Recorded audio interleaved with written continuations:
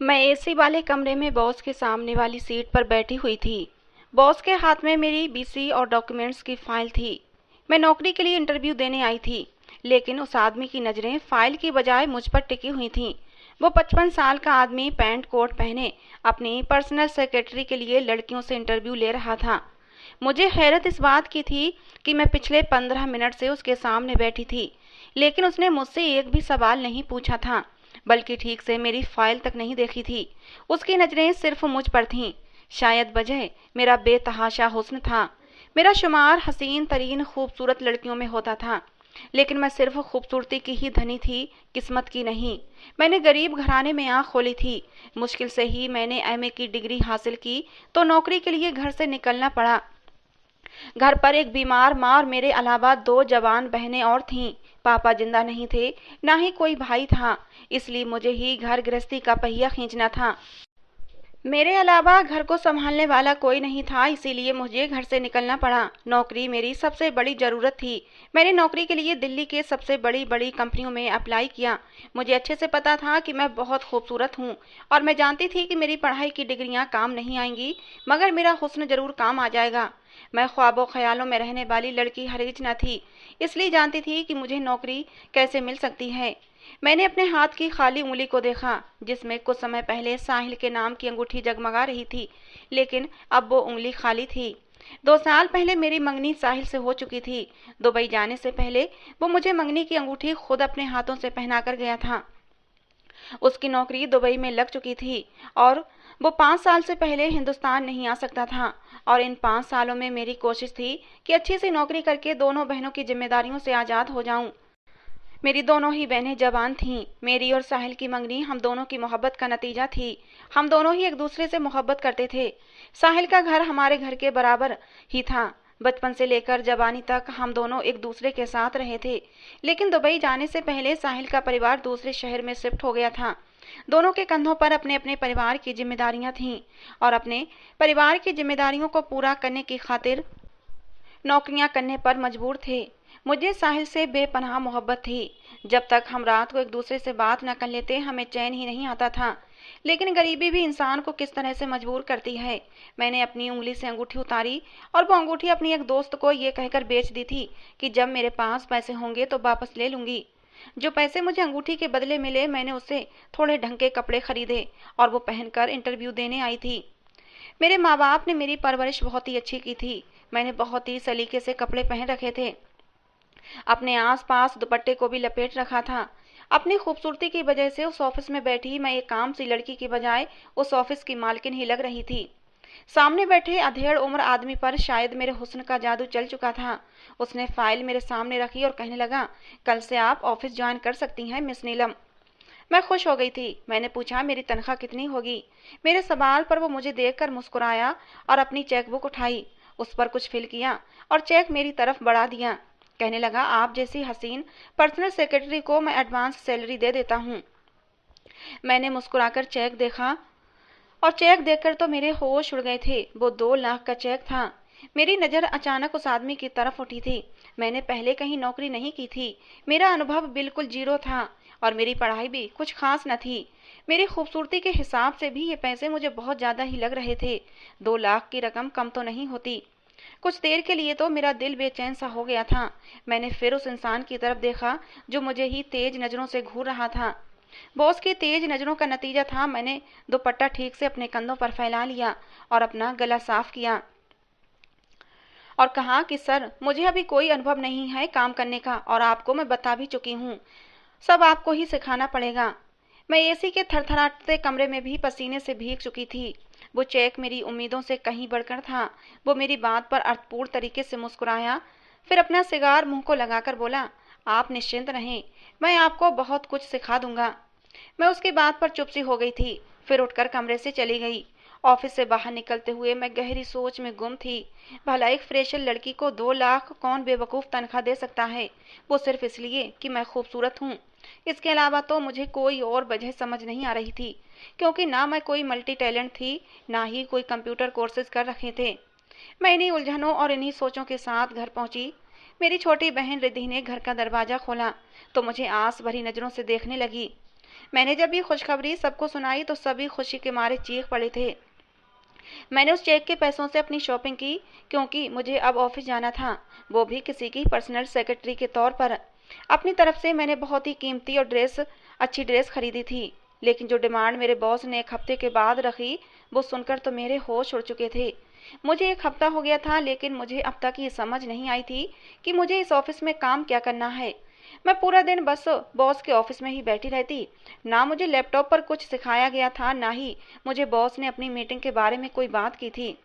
मुझे ऐसा महसूस हो रहा था जैसे मैं कोई डेकोरेशन पीस हूँ, खूबसूरती से तराशा हुआ, जिसे मेरा बॉस देखकर अपनी आंखें ठंडी करता हो। मैं जब तक बॉस के रूम में बैठी रहती, वो लगातार मुझे ही देखता रहता। कभी कभी मुझे अपने साथ मीटिंग पर भी लेकर जाता। मुझसे कुछ भी डिस्कस नहीं करता, बस मैं गैर जरूरी चीज की तरह कुर्सी पर बैठी रहती। मैं एक हफ्ते में ही इस काम से उकता गई थी। मैंने एक हफ्ते बाद ही बॉस से कह दिया कि आखिर आप मुझसे कोई काम क्यों नहीं लेते, मैं यहाँ बैठने के लिए थोड़ी आती हूँ। मेरी बात सुनकर वो मुस्कुराने लगा और कहने लगा, मैडम जी, जिस गेटअप में आप आती हैं ना, मैं आपको लोगों के सामने बिठाकर दिखा ही सकता हूँ। उसकी बात सुनकर मैंने खुद पर एक नज़र डाली। मैंने महंगे ब्रांड का सूट पहना हुआ था और मेरे कंधों पर दुपट्टा पड़ा हुआ था। मुझे तो अपने हुलिये में कोई भी कमी नजर नहीं आ रही थी। हल्का फुल्का मेकअप भी कर रखा था। मैंने कहा, क्या मतलब है आपका? मेरी बात सुनकर वो अपनी रिवॉल्विंग चेयर से उठकर मेरे पास आ गया। मैं भी अपनी कुर्सी से उठकर खड़ी हो गई थी। वो मेरे सामने आकर खड़ा हो गया और बोला, ये फुल स्लीव बाजू, कंधों पर फैला हुआ ये दुपट्टा, हसीन बालों की बंधी हुई चोटी या जूड़ा, खुद को आईने में देखो लड़की। अगर ऐसे में तुम्हें अपने क्लाइंट के सामने लेकर जाऊंगा तो वो मुझे ऑर्डर ही नहीं देंगे। पर्सनल सेक्रेटरी का मतलब जानती हो तुम? ये कहकर वो मेरी आंखों में देखने लगा। ना जाने ऐसा क्या था उसकी आंखों में कि मुझे उलझन सी महसूस हुई थी। मैं एकदम 2 कदम पीछे हटी थी। वो फिर मेरे करीब आकर धीरे से बोला, पर्सनल सेक्रेटरी तो ऐसी होती है कि सामने वाला उसे देखकर अपने होश खो बैठे और कॉन्ट्रैक्ट पर साइन करते समय भी आदमी की नजरें और ध्यान पर्सनल सेक्रेटरी पर ही रहे। हीरे को तराश कर पेश करूं तो उसकी कीमत अच्छी लगती है। ये कहते कहते वो मेरे सर से दुपट्टा उतार चुका था, मेरे बालों को जूड़े से भी आजाद कर चुका था। मैं यूं थी कि जैसे होश से बेगाना हुई थी। वो मेरे बहुत करीब खड़ा था। एकदम ही मैं पीछे हटी थी। उसकी बेशर्म नजरें जो मुझे बहुत कुछ समझा रही थीं। मैं एकदम से बेचैन हो उठी। मैंने जल्दी से अपना दुपट्टा अपने ऊपर ओढ़ा और कमरे से बाहर आई और ऑफिस से निकलकर सीधे घर चली आई। मैं शायद जितना आसान समझ रही थी, ये काम इतना भी आसान ना था। मेरे बॉस ने जिस बेशर्मी का इजहार किया था, मेरा दिल ही धड़कना भूल गया था। मैंने सोच लिया था कि एडवांस में से जितने पैसे मैंने खर्च कर लिए हैं, वो भी थोड़े थोड़े जमा करके मैं बॉस को लौटा दूंगी, और बाकी के पैसे मेरी माँ के पास ही रखे थे, उन्हें वापस लाकर उस बॉस को लौटा दूंगी। मेरा दिल उस ऑफिस में काम करने का अब नहीं कर रहा था। मेरे बूढ़े बॉस के क्या घटिया इरादे थे, मैं समझ चुकी थी। मैं अपनी इज्जत को उसके सामने परोस नहीं सकती थी। लेकिन जैसे ही मैं घर में दाखिल हुई, मुझे डाइनिंग रूम से बातों की आवाजें आने लगीं, जैसे कोई मेहमान हो। मैं जैसे ही डाइनिंग रूम में दाखिल हुई, कुछ अजनबी लोग वहां पर बैठे चाय पी रहे थे। सामने टेबल पर बहुत से खाने पीने के सामान पड़े हुए थे। मेरी माँ ने मुस्कुराकर उन लोगों से मेरा इंट्रोडक्शन करवाया कि ये नीलम है, मेरी दूसरे नंबर की बेटी, सीमा से छोटी। सीमा दीदी उन लोगों के सामने बैठी थीं। मेरी माँ ने मुझे मिठाई खिलाई और कहा कि सीमा का रिश्ता पक्का हो गया है। ये सुनकर मुझे अपने बॉस की सारी बातें मैं भूल चुकी थी। मैं खुश थी कि चलो, सीमा दीदी का रिश्ता तो तय हुआ। वरना सीमा दीदी की जैसे जैसे उम्र बढ़ती जा रही थी, ऐसा लगता था जैसे सीमा दीदी डिप्रेशन का शिकार हो रही थीं। उनके बालों में चांदी भी उतरने लगी थी। और आज जब ये खबर मिली कि सीमा दीदी का रिश्ता तय हो गया है, तो मैं बहुत खुश थी। लेकिन मेहमानों के जाते ही मेरी माँ मुझसे कहने लगी, अच्छे लोग हैं इसलिए मैंने फौरन से हाँ कर दी। बस उन लोगों को शादी 6 महीने में चाहिए। वैसे भी तुम्हारी तनख्वाह अच्छी लग चुकी है। मैं सोच रही हूँ कि घर का गुजर बसर पापा की पेंशन पर ही कर लूँ और तुम्हारी तनख्वाह से सीमा की शादी की तैयारियां शुरू कर दूँ। ये सुनकर मैं चुप सी हो गई थी। रात को साहिल का कॉल आया, लेकिन मेरे दिमाग में तो मेरी बॉस की बातें घूम रही थीं। मैं अपनी माँ को कैसे बताती कि मैं ये जॉब छोड़ना चाहती हूँ? वो तो मेरी बहन का रिश्ता तय कर चुकी थीं। मैं इसी सोच विचार में गुम थी कि अब क्या करूं। और जब मेरी दीदी ने मुझे मोबाइल हाथ में थमाया, मैं बुरी तरह से चौंकी थी। कहने लगी, साहिल का कॉल आ रहा है, तुम कहाँ गुम हो? मैंने फोन की तरफ देखा तो मेरी मंगनी की तस्वीर नजर आ रही थी। साहिल के नंबर पर मैंने अपनी मंगनी की फोटो लगा रखी थी। मैंने अपने उलझे हुए जहन को झटका और फोन उठा लिया। साहिल मुझे सीमा के रिश्ते की तय होने की बधाई देने लगा। कहने लगा, अच्छा हुआ कि सीमा की जल्द से जल्द शादी हो रही है। मैं उसे ठीक से बात नहीं कर पा रही थी। साहिल कहने लगा, क्या बात है नीलम, तुम मुझसे कैसे बात कर रही हो? वैसे बात नहीं कर रही जैसे रोज करती हो। मैंने कहा, बात तो कर रही हूँ ना। वो कहने लगा, जानती हो पूरा दिन मुझे बस इसी समय का तो इंतजार रहता है। तुम्हारी आवाज़ सुनता हूँ तो दिन भर की थकान भूल जाता हूँ। मैं गायब दिमागी से साहिल की बातें सुन रही थी। मैंने साहिल से कहा कि मेरे सर में दर्द हो रहा है। मेरा सर दर्द सुनकर शायद साहिल परेशान हो गया था। कहने लगा, अच्छा ठीक है, तुम आराम करो, हम कल बात करेंगे। साहिल ने फ़ोन बंद कर दिया। मैं जानती थी वो मुझसे कितनी मोहब्बत करता है। यहाँ से जाने से पहले जब वो मुझसे मिलने आया था तो उसके जाने पर मैं कितना रो रही थी। आंखें तो उसकी भी गीली थीं, लेकिन मुझे चुप करवा रहा था। कहने लगा, नीलम अगर तुम रोगी तो मैं कैसे जाऊँगा? प्लीज़ मुस्कुराकर मुझे विदा करो। और सारी बर्दाश्त के बावजूद अपने आंसू मैं रोक नहीं पाई थी। मैंने कहा, 5 साल कम तो नहीं होते साहिल। मेरे शिकवे पर वो कहने लगा, जाना तो पड़ेगा ना नीलू। मैं चाहता हूँ तुम्हें अपने घर लाने से कम अपना घर तो बना लूँ, ताकि बाद में मुश्किल ना हो। लेकिन अगर तुम यूं रोगी तो मैं जा नहीं पाऊंगा। फिर सारी जिंदगी ही किराए के मकान पर धक्के खाते गुजरेगी। मेरे आंसू वो अपने हाथों से साफ कर रहा था। मैंने साहिल की तरफ देखकर पूछा, क्या तुम रह सकोगे मेरे बगैर 5 साल? मेरे सवाल पर उसकी आंखों में नमी उतर आई थी, लेकिन उसने फौरन से अपने आंसू साफ किए और कहने लगा, इसीलिए तो तुम्हें अपने नाम करके जा रहा हूँ, ताकि तुम्हें खोने का डर ना हो। बाहर रहना मेरी मजबूरी है, अपने हालात भी तो सुधारने हैं। ये कहकर वो मेरे कमरे से बाहर जाने लगा, लेकिन उसने मुझसे मना कर दिया। कहने लगा, तुम बाहर मत आना। मैंने पूछा, क्यों? तो कहने लगा, तुम्हारे सामने मैं जाना नहीं चाहता। तुम्हारी आंखों में आंसू देखकर मुझे खुद को संभालना मुश्किल हो जाएगा। उसकी आवाज में वाकई नमी घुली हुई थी। फिर वो फौरन कमरे से बाहर चला गया। साहिल का हमारे घर बचपन से ही आना जाना था। हम बचपन से ही एक दूसरे के साथ खेलते लड़ते झगड़ते बड़े हुए थे। वो मुझे बहुत परेशान करता था। मैं किचन में होती तो किचन में आ जाता, और जब तक मैं खाना बनाती वो मेरे पास खड़ा रहता और मुझे तंग करता रहता। पहली बार मैंने साहिल को गुस्से में उस समय देखा जब कॉलेज से वापस आते हुए मुझे एक लड़का परेशान कर रहा था। साहिल वहीं से गुजर रहा था। ये देखकर वो मेरे पास आ गया और उस लड़के को मारने लगा। साहिल इतना जज्बातों में बह गया था कि मार मार कर उस लड़के का सर फोड़ दिया था। कहने लगा, तुम्हारी हिम्मत कैसे हुई नीलम के आस पास भी आने की? साहिल के गुस्से को देखकर पहली बार मुझ पर ये राज खुला कि साहिल मुझसे मोहब्बत करता है। साहिल की यादों ने मुझे कुछ पल के लिए सब कुछ भुला दिया था। मैं 2 दिन तक ऑफिस नहीं गई। मेरी माँ ने वजह पूछी तो मैंने सर दर्द का बहाना बना दिया। लेकिन तीसरे ही दिन बॉस की गाड़ी ड्राइवर के साथ मेरे घर के सामने खड़ी थी। मेरी माँ भी कहने लगी, तुम क्यों छुट्टियां करने लगी हो? अभी तो तुम्हारी नई नई जॉब शुरू हुई है। ये ना हो कि छुट्टियों की वजह से तुम्हारी नौकरी छूट जाए। सीमा की शादी भी सर पर है। न चाहते हुए भी तैयार होकर मैं गाड़ी में बैठ गई। मुझे कुछ हैरत भी थी, क्योंकि बॉस कभी भी ऑफिस के स्टाफ के लिए अपनी पर्सनल गाड़ी नहीं भेजते थे।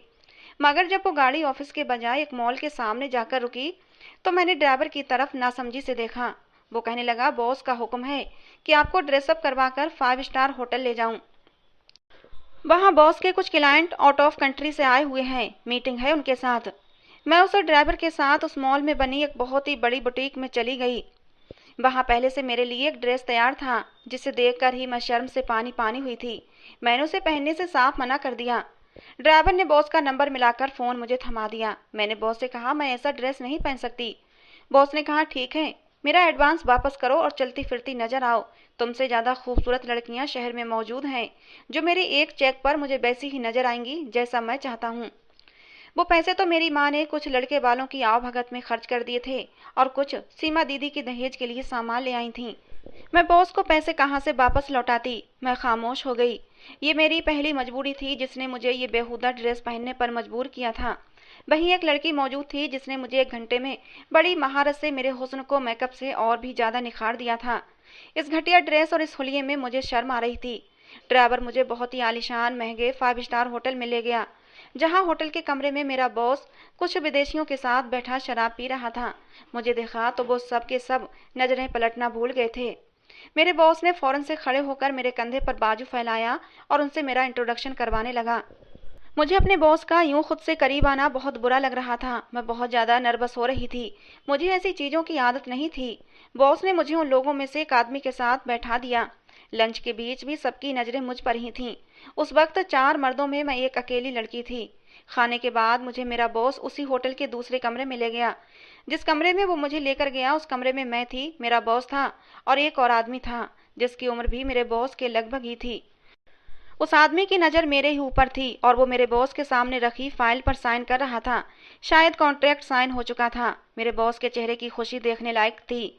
मैंने दिल में धन्यवाद किया कि चलो जान छूटी, अब मैं घर जा सकती हूँ। लेकिन मुझे क्या पता था कि अभी तो मेरा सब कुछ लुटना बाकी था।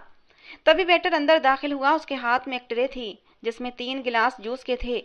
एक गिलास बॉस ने मेरे सामने रख दिया। मजबूरन मुझे वो जूस पीना पड़ा। उस बीच बॉस और वो आदमी अपने काम के बारे में बातें करते रहे, लेकिन वो जूस पीते ही मुझ पर बेहोशी सी छाने लगी। मैं समझ नहीं पा रही थी कि मुझ पर नींद का असर क्यों हो रहा है। मेरा सर बुरी तरह से चकराने लगा था और तभी मेरा बॉस खड़ा हुआ, उस आदमी से हाथ मिलाकर कमरे से निकल गया और फिर कमरे का दरवाजा बंद हुआ था।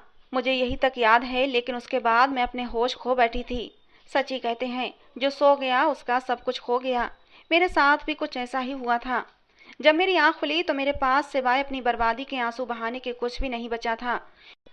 उस अंग्रेज ने कॉन्ट्रैक्ट के बदले मुझे बर्बाद करके रख दिया था। मैं होश में आते ही रोने चीखने लगी।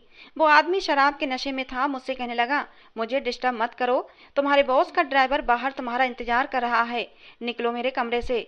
उसके नफरत और अपमान भरे शब्द सुनकर मैं उठकर होटल से बाहर निकल आई। सामने ही बॉस की गाड़ी खड़ी थी जिसमें ड्राइवर बैठा हुआ था।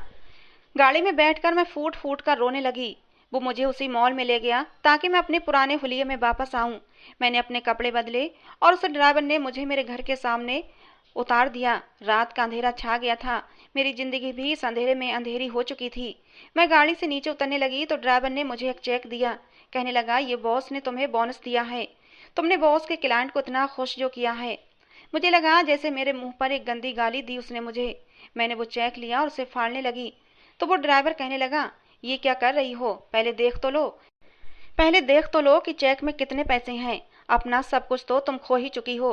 चेक को फाड़ देने पर भी वो लौट कर वापस नहीं आएगा। ये चेक रख लो, तुम्हारे बहुत काम आएगा। मैं वो चेक हाथ की मुट्ठी में दबाकर गाड़ी से नीचे उतरी और घर में दाखिल हुई। मेरे हाथ में चेक देकर मेरी माँ ने मुझसे वो चेक ले लिया। चेक देकर उनकी आंखें फटी की फटी रह गईं। पूरे 5 लाख का चेक था। नीलम, इतने ज्यादा पैसे क्यों दिए हैं तुम्हारे बॉस ने? अपनी माँ के सवाल पर मैंने उन्हें खाली खाली नज़रों से देखा। मैं क्या बताती कि ये पैसे मेरी बर्बादी के हैं।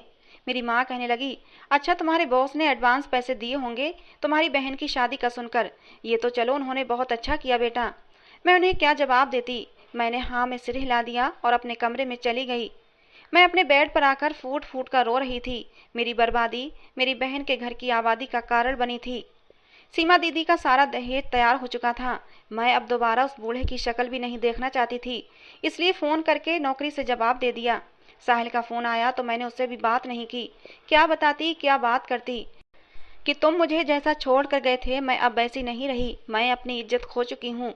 मेरी माँ मुझे ऑफिस न जाने की वजह पूछती तो मैं बहाना बना देती, लेकिन एक दिन मेरी माँ जब बहन की शादी की शॉपिंग करके घर लौटी तो उनके सीने में दर्द की तेज लहर उठी थी।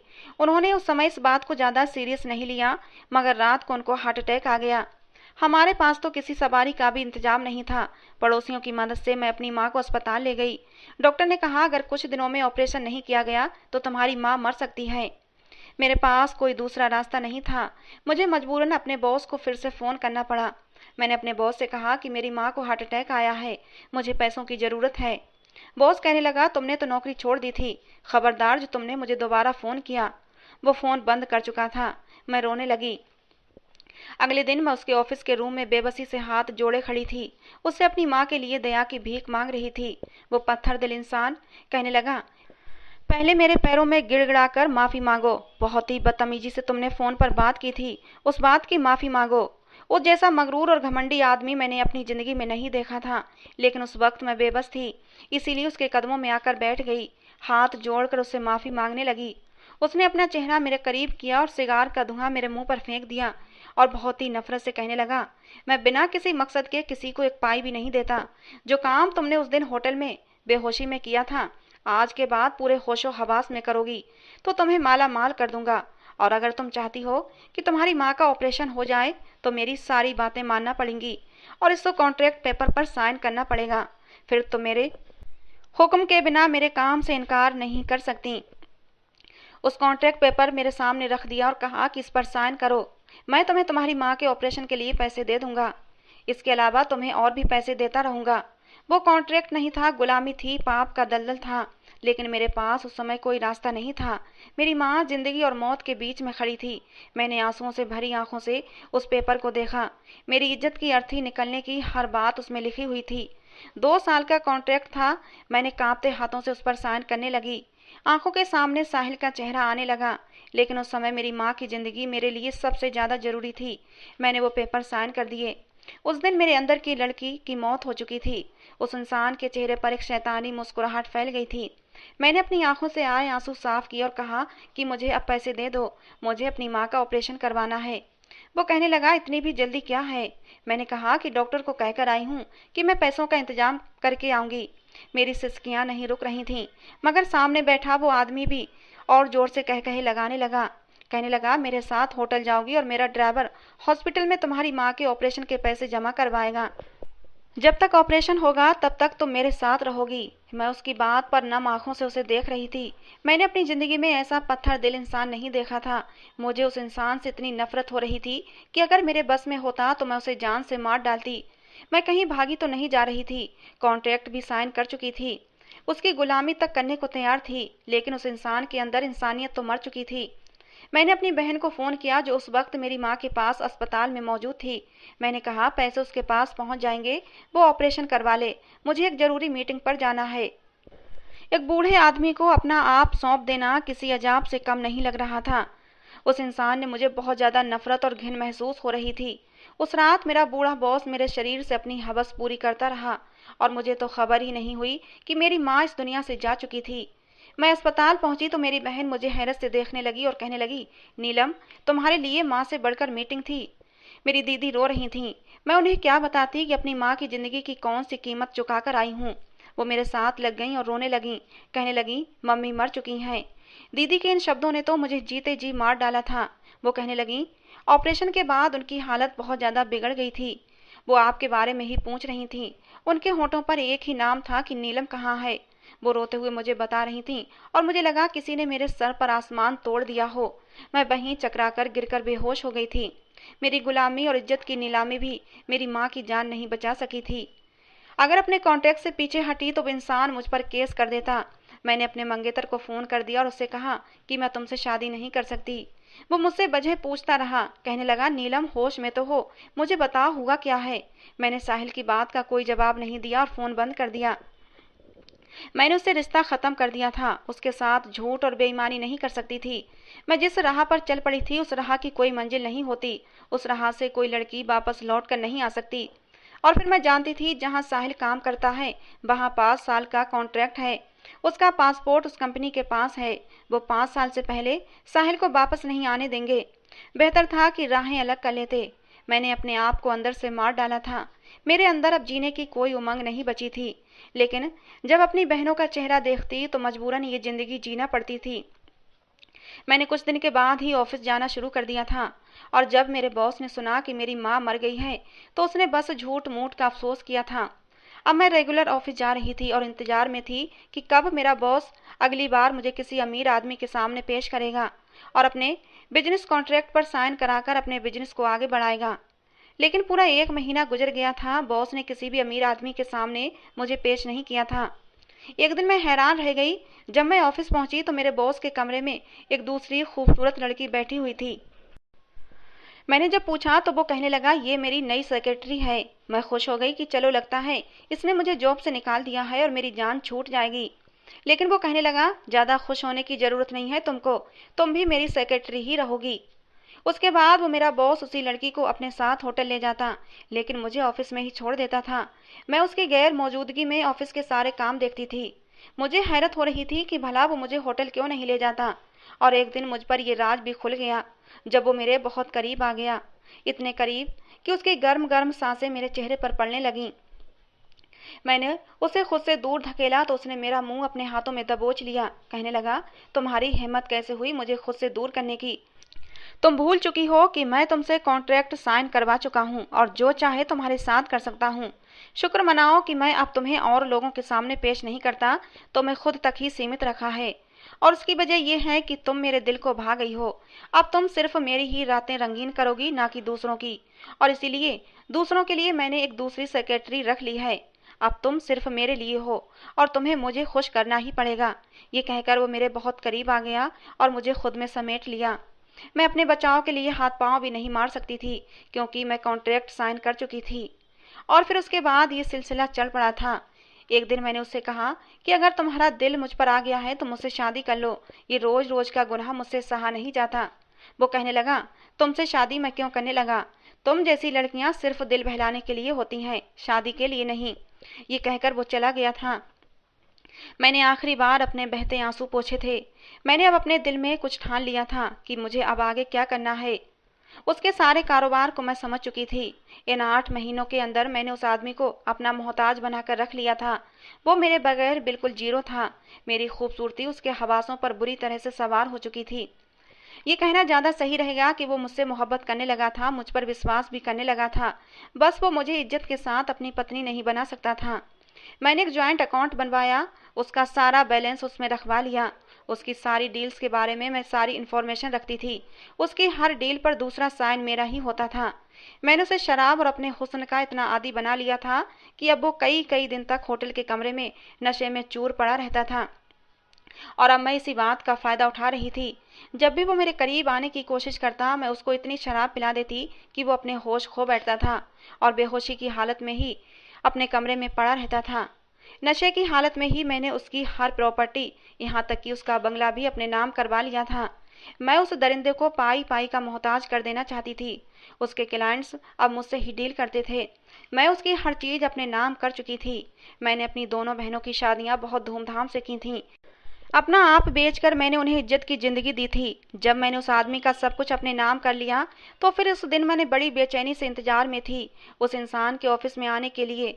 उसके रूम में उसकी रिवॉल्विंग चेयर पर बैठी मैं उसका इंतजार कर रही थी। उसने शायद अपनी बेटी की सालगिरह पर उसे तोहफा देने के लिए बैंक से पैसे निकलवाने थे, लेकिन बैंक अब मेरे इशारे के बगैर कोई भी काम नहीं कर सकता था। उसे एक पैसा भी नहीं देता। वो बुढ़ा बड़े तेज और गुस्से से मेरे कमरे में दाखिल हुआ था। मुझे अपनी कुर्सी पर बैठा देखकर उसे हैरत का झटका लगा था। मेरे होंठों पर एक तंजिया मुस्कुराहट फैल चुकी थी। मुझे देखकर वो गुस्से से चीख पड़ा था, लेकिन मैंने भी एक तेज नज़र उस पर डाली थी। मैंने कहा, आपको अंदर आने का तमीज नहीं है कि पहले बॉस के कमरे पर दस्तक दी जाती है और इजाज़त मिले तो अंदर आते हैं, वरना बाहर से ही लौट जाते हैं। मेरी बात पर वो गुस्से से बिखर पड़ा था और अंदर आकर कहने लगा, क्या बकवास कर रही हो तुम? मैंने कहा, मुझसे तमीज से बात करो, वरना अपने गार्ड को बुलवाकर धक्के देकर बाहर निकलवा दूंगी। वो कहने लगा, तुम शायद अपनी औकात भूल रही हो। थोड़ी ही देर में कमरे में वकील मुझसे अंदर आने की इजाज़त मांग रहा था। मैंने उसे अंदर आने की अनुमति दी। उस वकील से कहा कि इस इंसान को इसकी औकात दिखा दो। वकील ने उसे सारे कागज दिखा दिए तो वो यूं हो गया था जैसे उसे किसी ने मौत की सजा सुना दी हो। वो बिल्कुल खाली दामन हो चुका था। कहने लगा, तुमने मुझे धोखा दिया है। मैंने कहा, तुमने भी तो मुझे नशा देकर धोखे से एक दरिंदे के हवाले मुझे कर दिया था, कुछ पैसों की खातिर। मैंने तो हिसाब बराबर किया है। उसका टूटा हुआ गुरूर, धुआं होता चेहरा देखकर मेरे अंदर बैठी बेबसी की लड़की आज नाच रही थी, झूम रही थी। मैंने कहा, कल तक अपना बंगला खाली कर देना, वरना धक्के मार कर उस घर से निकलवा दूंगी। आज तक उन आंखों में मैंने सिर्फ घमंड, गुरूर और हवस देखी थी। आज आंसू देख रही थी, बेबसी देख रही थी। वो रोने लगा, कहने लगा, मुझे माफ कर दो। लेकिन मैंने उसकी एक न सुनी और गार्ड को बुलवाकर उसे बाहर निकलवा दिया। कुछ दिन बाद उसकी बेटी रोते हुए मेरे पास आई और कहने लगी, मेरे पापा को हार्ट अटैक हुआ है, डॉक्टर ने ऑपरेशन का कहा है, मुझे पैसों की सख्त ज़रूरत है। मैंने भी उस लड़की से वही कॉन्ट्रैक्ट साइन करवाया जो साइन आज से 1 साल पहले उसके बाप ने मुझसे करवाया था। आज उसकी बेटी मेरी जगह खड़ी थी। रोते हुए उसने साइन किया था। मैंने उसे एक होटल में भिजवा दिया और ड्राइवर को हॉस्पिटल उसके बाप के ऑपरेशन के लिए फीस जमा करवाने भेज दिया। मैं अपने ऑफिस में बैठी थी, लेकिन अंदर से बहुत बेचैन थी। मुझे लगा उस लड़की के साथ जो कुछ होने जा रहा है, ऐसा लग रहा था उसकी तकलीफ मैं अपने शरीर पर महसूस कर रही थी। गलती उसके बाप की थी तो फिर सजा उस मासूम लड़की को क्यों मिलती? मैं फौरन से होटल में चली गई और मैंने उस लड़की की इज्जत बचा ली और डील कैंसिल कर दी। मैं एक औरत थी, उस मर्द जैसी बेहिस नहीं, क्योंकि जो तकलीफ मैंने सही थी मुझे उसका एहसास था। मैंने उस लड़की को उसकी सारी जायदाद वापस कर दी। वो रोते हुए मेरा धन्यवाद करने लगी। जब उसके बाप का ऑपरेशन हुआ और जब वो होश में आया तो सच्चाई जानकर मुझसे हाथ जोड़कर माफ़ी मांगने लगा। कहने लगा कि मैं तुमसे शादी करने को तैयार हूँ, तुम्हें इज्जत के साथ अपनी पत्नी बनाने को तैयार हूँ, मुझे माफ़ कर दो। लेकिन मुझे अब उसकी पत्नी बनना मंजूर नहीं था। मेरे कॉन्ट्रैक्ट में अभी 1 साल बाकी था, लेकिन मेरे बॉस ने वो कॉन्ट्रैक्ट फाड़ कर फेंक दिया। मैंने भी ऑफिस छोड़ दिया और अपने फ्लैट में रहने लगी, अपना बिजनेस शुरू कर लिया। वहाँ पर मैं ऐसी गरीब मजबूर लड़कियों को नौकरी पर रखती थी जो अपने घर की अकेली जिम्मेदारी को उठाने वाली होती थीं। मैं नहीं चाहती थी मैं नहीं चाहती थी कि जैसे मेरी बेबसी और मजबूरी का फ़ायदा उठाया गया था किसी और लड़की के साथ भी वैसा ही हो। मैं नहीं चाहती थी कि फिर से कोई नीलम किसी की हवस का निशाना बने। इस बात को 5 साल गुजर चुके थे। मैंने अपनी ज़िंदगी का बस यही मकसद बना लिया था। अचानक एक दिन मुझे एक कॉल आई कि एक नौजवान आपसे मिलना चाहता है। कहता है कि ऑर्डर पर माल तैयार करवाना है। बच्चों की गारमेंट्स कपड़ों की फैक्ट्री थी जहां लेडीज वर्कर बच्चों के कपड़े सिलाई करती थीं। शायद वही लेने के लिए आया है। मैंने कहा उसे अंदर भेज दो। मैंने अपने साड़ी का पल्ला ठीक किया और कमरे का दरवाजा खुला तो सामने जो इंसान खड़ा था उसे देखकर मैं सांस लेना भूल गई थी। पैंट कोट पहने वो लड़का कोई और नहीं बल्कि साहिल था। मेरे होंठों से अचानक ही निकला, साहिल तुम? और मैं एकदम से खड़ी हो गई। तुम यहाँ? साहिल कहने लगा, क्यों, मैं यहाँ नहीं आ सकता? मैं चाहती थी साहिल यहाँ से चला जाए, मुझसे कोई सवाल ना करे। मैं उसे कुछ भी बताना नहीं चाहती थी। मैं तो उसे देखना भी नहीं चाहती थी, ना ही उसका सामना कर सकती थी। वो मेरे सामने आकर खड़ा हो गया और कहने लगा, मुझे तुमसे कुछ कहना है। लेकिन मैंने साहिल से मुंह फेर लिया, अपनी आंखों में आए आंसू पोंछे और कहा, मेरा तुमसे कोई संबंध नहीं है। मेरा ये कहना था कि उसने मेरा हाथ पकड़ लिया और कहने लगा, संबंध तुमने तोड़ा था, मैंने नहीं। ये कहकर वो मुझे अपने साथ बाहर ले जाने लगा। मैं वहां पर अपना तमाशा नहीं चाहती थी। सारे वर्कर्स मुझे देख रही थी। मैं खामोशी से उसके साथ बाहर आ गई। बाहर एक गाड़ी खड़ी थी। कहने लगा, तुम अगर ये नहीं चाहती कि यहाँ तमाशा हो तो खामोशी से गाड़ी में बैठ जाओ। मैं गाड़ी में बैठ गई। वो मुझे समंदर के किनारे ले गया। गाड़ी से उतरकर मेरा हाथ पकड़कर मुझे समंदर के किनारे ले गया। कहने लगा, बताओ ऐसा क्या हुआ था कि तुमने फ़ोन कॉल करके मुझसे मेरे जीने का हक ही छीन लिया? क्या इतना आसान था तुम्हारे लिए मुझसे हर रिश्ता ख़त्म कर देना? बुरे हालात किसी पर भी आ सकते हैं, लेकिन कोई अपने चाहने वालों के साथ ये सब तो नहीं करता। आज बरसों के बाद मैं फूट फूट कर रो रही थी। मैंने कहा, साहिल तुम अपनी ज़िंदगी बसाओ और उसमें खुश रहो। मैं जिस मकाम पर खड़ी थी वहाँ तुम कहीं नहीं हो। मैं तुम्हारे काबिल नहीं रही।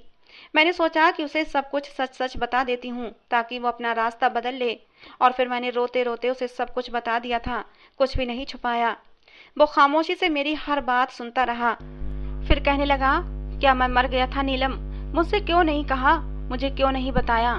क्या ये थी तुम्हारी मोहब्बत? तुमने एक बार भी मुझ पर विश्वास नहीं किया। एक बार भी अपना समझकर अपनी परेशानी मेरे सामने नहीं रखी। एक बार तुम मुझसे कहती, मैं तुम्हारा अपना था। तुमने क्यों दूसरों के सामने हाथ जोड़कर खुद को बर्बाद किया? आज फिर मेरे बहते हुए आंसुओं को अपने हाथों से पोंछ रहा था। कहने लगा, अच्छा छोड़ो इन सब बातों को, ये बताओ कि तुम्हारे घर कब आऊं तुम्हें अपनी दुल्हन बनाने के लिए? मैंने अचानक ही उसकी तरफ देखा। मैंने कहा, ये सब जानकर तुम मुझे अपनाना चाहते हो? क्या तुम पागल हो गए हो साहिल? तुम्हें कोई भी अच्छी लड़की मिल सकती है। वो कहने लगा, मैं एक अच्छी लड़की से ही कह रहा हूँ। मैं अब भी तुमसे मोहब्बत करता हूँ। तुम्हारी बातें सुनने के बाद भी मेरे दिल में तुम्हारी मोहब्बत बिल्कुल भी कम नहीं हुई है। मैं जानता हूँ कि जो कुछ तुमने किया वो मजबूरी में किया। मैं आंखें फैलाए साहिल को देख रही थी। मैं नहीं जानती थी ये मर्द का कौन सा रूप है जो मुझे साहिल के अंदर नजर आ रहा था, लेकिन खैर एक सहारे की जरूरत थी मुझे, इसीलिए मैं इनकार न कर सकी। और फिर मैं